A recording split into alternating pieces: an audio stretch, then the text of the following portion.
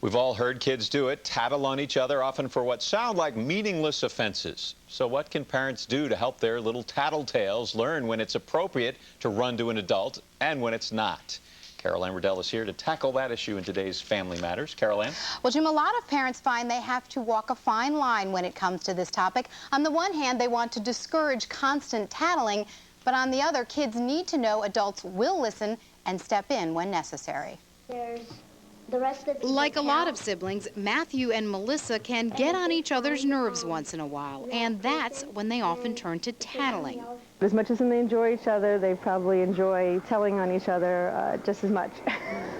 But tattling can be a more complicated issue for families. Professor Thomas McIntyre is the author of The Behavior Survival Guide for Kids.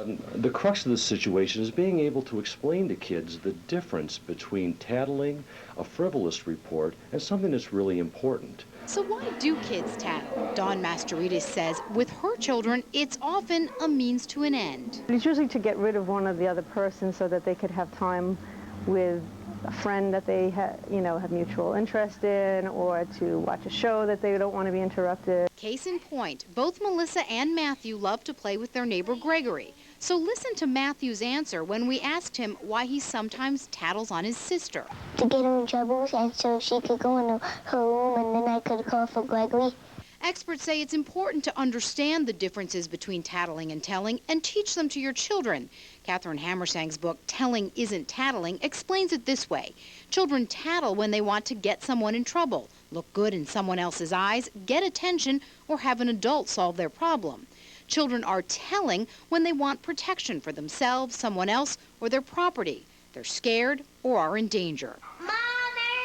Karen DeSanto says tattling is a constant in her household, though she tries to get across what's appropriate and what's not. I try to tell them that, Mommy doesn't have to know everything that's going on, and only if there's a problem or if one of you could get hurt, that's when I really need to hear about it.